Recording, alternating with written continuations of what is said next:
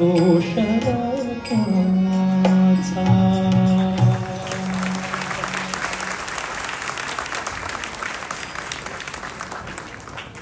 पराधीन आहे जगती पुत्र मानवाचा. हे श्रीरामांनी भरताला पटवून देण्याचा प्रयत्न केला, पण भरताचे समाधान झाले नाही. शेवटी तो श्रीरामाच्या चरण पादुका घेऊन अयोध्येस परतला व पादुकांचा राज्याभिषेक करून श्रीरामाच्या नावाने राज्यकारभार पाहू लागला. इकडे श्रीरामांनी चित्रकूट सोडला व दक्षिणेकडे प्रवास करत त्यांनी 10 वर्ष आनंदाने संचार केला. त्यानंतर श्रीराम गोदावरी तटावर पंचवटी येथे आले.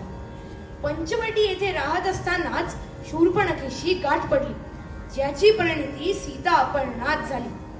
श्रीराम लक्ष्मणासह सीतेच्या शोधात निघाले. वाटेत जटायू भेटला. त्याने सीतेस रावणाने पळवण्याचे वृत्त सांगितले. श्रीराम ऋषिमुख पर्वतावर आले. या पर्वतावरच सुग्रीव लपून छपून वावरत होता. तेथेच श्रीरामांची हनुमंताशी भेट झाली. श्रीरामाने बालीवध करून सुग्रीवाला त्याचे राज्य व पत्नी मिळवून दिली.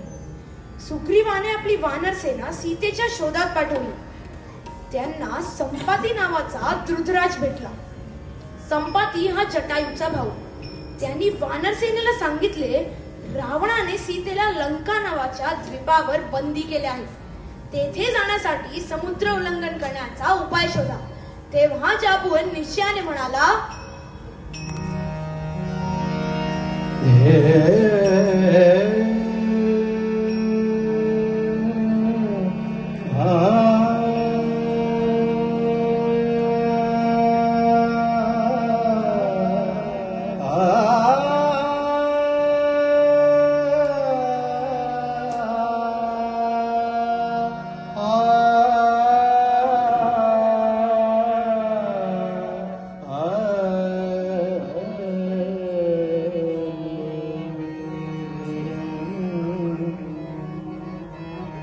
तरुण जो